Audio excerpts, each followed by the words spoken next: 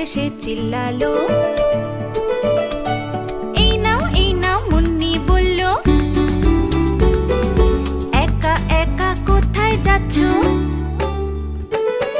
তাড়াতাড়ি দিদার বাড়ি যাবো, টক ঝাল মিষ্টি আচার খাবো, উপর নিচে দৌড়ে বেড়াবো, গোল গোল লাড্ডু আমি খাবো।